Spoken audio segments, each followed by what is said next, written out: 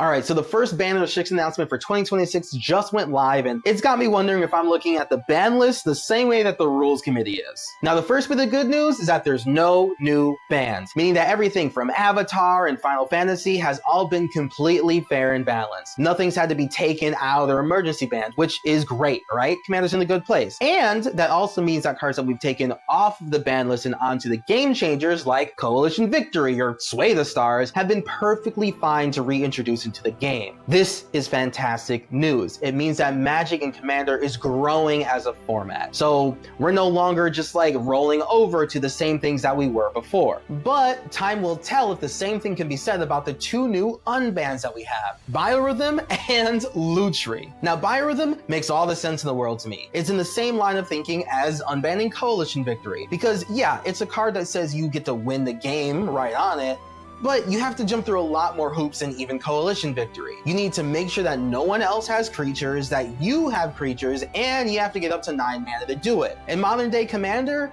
that's a lot tougher than it looks, and let's be honest, if you're in green, you've probably played a Crater Hoof by now and just swung at the board anyway, reducing everyone's life totals to negative points regardless. So a Biorhythm is completely fair to unban. But the real controversial pick here is Lutri. Yeah, that Lutri. And he continues to be a major problem for Commander, because Lutri says he can be your companion if, basically, you're playing Commander and you have blue and red in your colors. The reason Lutri was banned in the first place is because, well, he would just be the 101st card of every single Commander deck that has blue and red in it. And it makes sense, right? Like, if you're playing Commander, you already have singletons of everything in your deck. So, therefore, he was banned, because you don't really want just like a card that just default goes into everything. We would just have another Soul Ring, but only for blue-red decks. And God forbid the hybrid mana change happens, which it didn't, by the way, but we'll get to that. Lutri would have been legal in every single deck that has blue or red,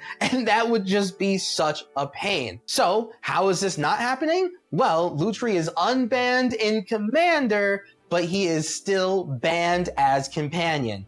Yes, even though the rules committee has said they wanted to keep the format slim and not have too many like one-off rules, Lutri maintains having the one-off rule of being banned as Companion. This card is just a thorn in the side of Commander, I swear. What were they thinking when they printed this? But Lutri has been a fan favorite from the beginning. Other players have wanted to play him ever since he came out, and now they can. We all can, in the 99 where he deserves to go, because his ability isn't even really that insane. But as a 101st card of every single Commander deck with blue and red in it, that's when it's an issue. An issue that can only be solved by rebloating the Commander rule list just a little bit more by having banned as Companion.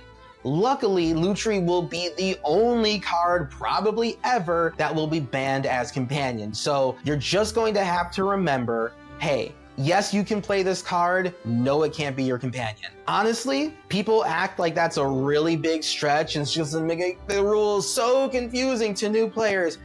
You tell a new player this once and they'll get it. It's fine. No one's gonna be that confused. Honestly, it's not a big deal. And if someone does come to your table and this is their companion, well, you just say that they can't do that, and then they just go down to 100 cards. Their deck functions the exact same way. Nothing really changed. They're just playing 100 cards now, the same as everyone else. So it's really not a big deal. It's not making Commander more confusing. It's just funny that the rules had to bend around Lutri, much like the rules have to bend around Soul Ring. Companion was just such a weird choice. But Lutri is the perfect example of how I feel about the ban list and how I think I must be on the wrong page versus the rules committee. Because the cards that they're considering unbanning go against, I think, the spirit of the format. Let me explain. The 3 cards that they're considering unbanning are Sundering Titan, Iona Shield of Emeria, and Griselbrand. Yeah, that Griselbrand. Let's start with Griselbrand. Now, there's something that we need to remember about Magic the Gathering. Commander is a format that was built on top of it, and not every legendary creature was based around Commander.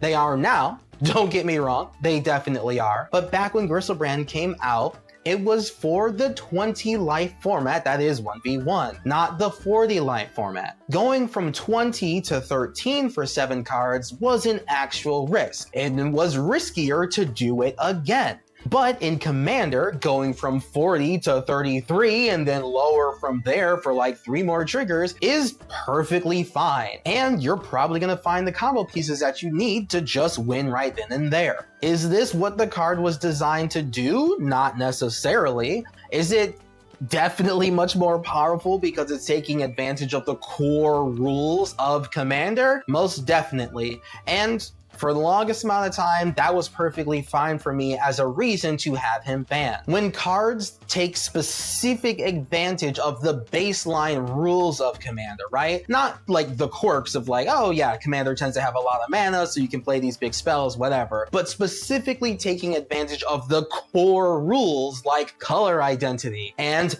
40 life, it tends to get me a little defensive. But I do also acknowledge that Commander is in a much faster pace nowadays and a lot more competitive. I very much imagine that Gristlebrand will be a great card for CEDH, and that's its own format, so it could be unbanned there or whatever. But as far as like the rest of Commander rules, I do wonder if this might be the first card that's been unbanned that might truly be a problem and has to be put back on the shelf. This is just currently a discussion. Personally, I'm not very for this card being unbanned, just because I'm a little defensive of cards that take advantage of the core rules of Commander to just be way better than they were ever intended to be. But I know that Magic players will adapt, and so will I if this does get unbanned. That does bring me on to the next card, which I think will be much, much worse. Iona's Shield of Emeria has a special place in my heart, because as someone who does like the concept of the ban list, it is my go-to example of why the ban list should exist. It's not just because we want to have like a generalized good time for the most amount of players in the community, and I think the ban list does a very good job at that. But I also think that the ban list, in a lot of ways, understands that not every single card was made for Commander, and that there's some cards that have been printed that are just antithetical to the rules and the fun of Commander. And Iona, Shield of Emeria, is my go-to example for that exact thing. Iona is a big, beautiful, wonderful angel with so much juicy, tasty lore that says, enter the battlefield, choose a color, and that color just cannot be played.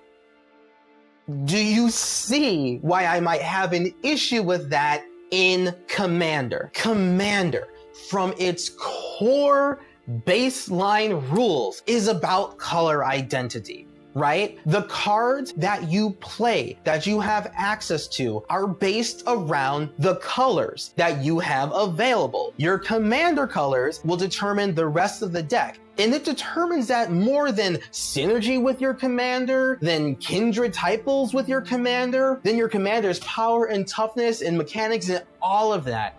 At its core, your deck is defined first and foremost by the colors that you have access to. And there is no singular card in Magic that shuts down a whole color than Iona. I don't quite know where I've gone wrong, because clearly I'm on a different page. I don't like the very foundations of the format necessarily being used against anyone, not me, but also just not other players. This card, Iona, in my opinion, is antithetical to Commander as a format, because it is attacking, strangling what is probably the most vital piece of it, which is your Commander's color identity. And there's only 5 options, right? Like, only 5. There will definitely be times where someone says the one monocolor that someone is, and it's just gone for you. It's just gone for that player. And I don't know of a more unfun thing to happen to someone. Stack decks can make things too expensive to resolve. I get that. I got no problem with it. but they involve multiple small pieces. It affects just about everyone, so other players can gang together to try to take them out. And eventually you can get enough mana to get over that increased cost and eventually come back in the game. But Iona is different. Iona is unique. She just straight up says that color cannot be played anymore. Your commander's colors, the very foundation of your entire deck, has been used against you just to say you can't play anymore. Not used against you to get you to learn to run more removal or to just play better or have some sort of skill issue. No, it's just used against you to say, you should have killed me turns ago. Sorry, you lose now. You simply just don't get to participate in the game anymore. I don't like that. I don't find that very fun, and I find that to be against the spirit of the format. They do mention the Painter Servant combo, but that doesn't mean anything to me. She by herself is enough to shut entire players out of the game by saying you can't play, and turns them into people who just have to beg every single person at the table to please take it out so that they can start doing anything.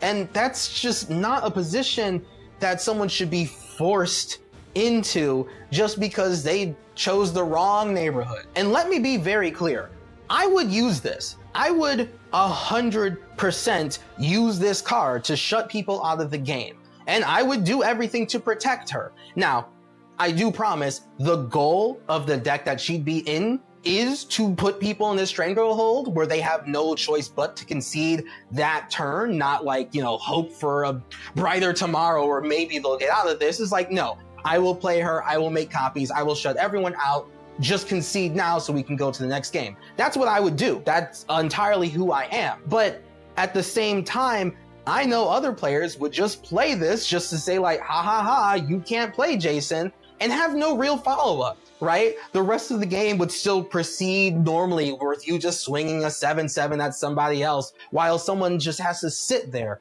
turn after turn, being a beggar trying to ask someone, please let me play.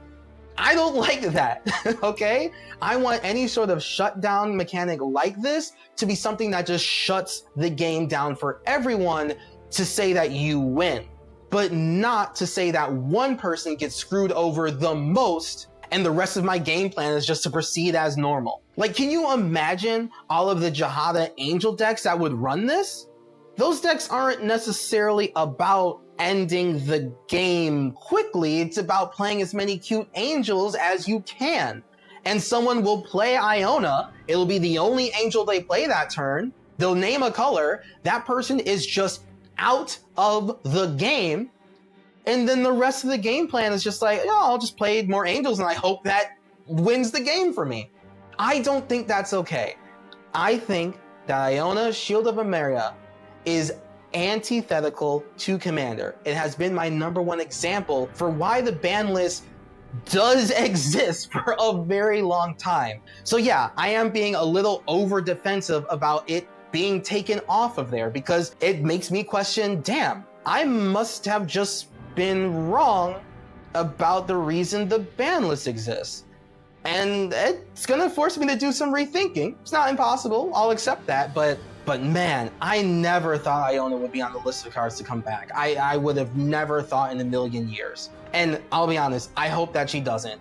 And if she does, I'm going to shut people out of entire games. I'll do it with the plan, I'll do it lovingly, but I will shut people down. And I don't know if those players will necessarily be happy about that, but I don't know. This is a risky choice. The last card that they're considering unbanning is Sundering Titan. Now, Sundering Titan was banned for a long time because it just takes out entire swaths of people's mana bases, right? It does it on enter and leave. So you can't even argue just run removal because it does it when it enters and it does it when you remove it in the first place as well. And Blink decks have only gotten better over time, and artifact decks that will just poop artifacts into play will 100% just run this card. Like, why wouldn't they? Not to say that the ban list is all about just policing what people can play, but I mean, the article itself does state wow, this really is just like mass land removal,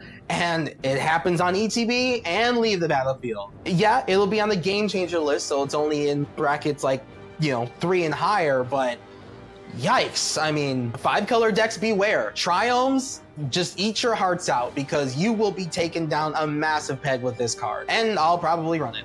I shouldn't be able to. Like, I'm not trapped in here with you, you're trapped in here with me, but okay, it's a choice. We'll see if it happens. Now let's talk about the hybrid mana situation. And I'll be honest with you, I was shocked that they didn't change the rules. When you look at all the cards in Lorwyn and Teenage Mutant Ninja Turtles and beyond, it's very clear that they've been planning on making this change for a while. There's been a lot of hybrid mana symbols all over the place.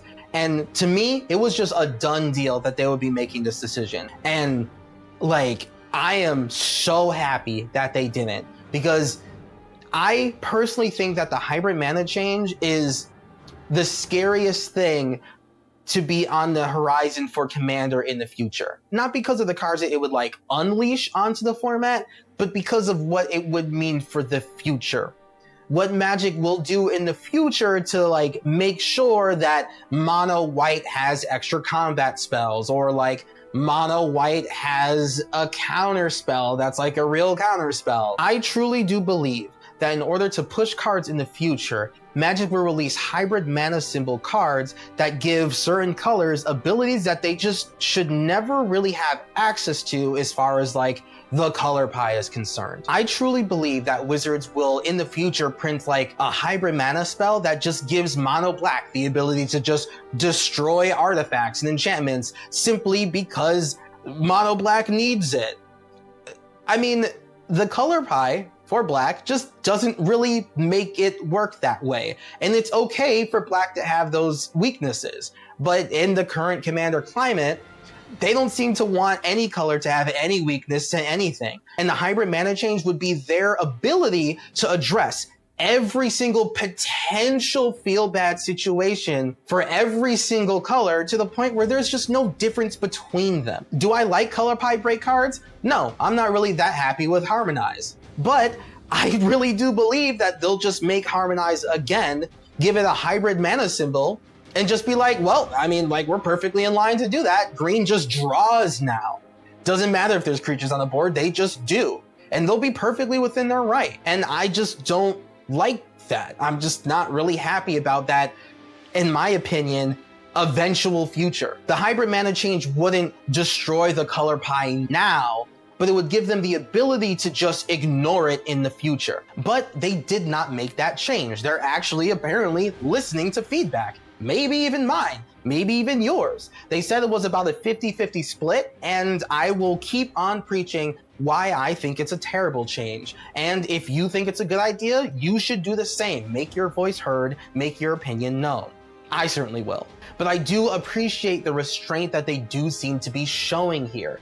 The community is outcrying tepidly against it, and it is giving them pause for something that I'm very sure they would love to do to push more sales. So, Gavin and the Rules Committee, please keep doing what you can to hold the line against this change, because I am just not for it whatsoever. And that's the 2026 Rules and Restricted update. And just the first one, because they did promise that there will be more throughout the year.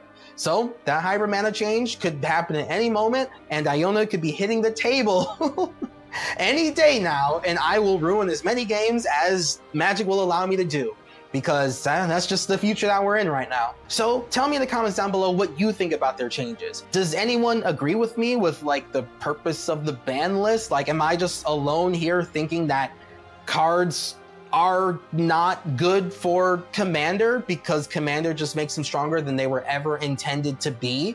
So that's what the ban list should be for? Or is it just laissez-faire, let everyone do what they want? Tell me in the comments down below, because apparently I'm not on the same page as them. And if you're looking to pick up any of the cards that they've recently unbanned, be sure to look at CoolStuffInc.com using code Kuro at checkout. And tune into the weekly Twitch streams where you can leave your comment and we can discuss it live while you watch us prove exactly why these cards deserve to stay banned. I've been Kuro Hitsuki, freshly moved into a new office. I hope you like the new decor, and I'll see you in the next one.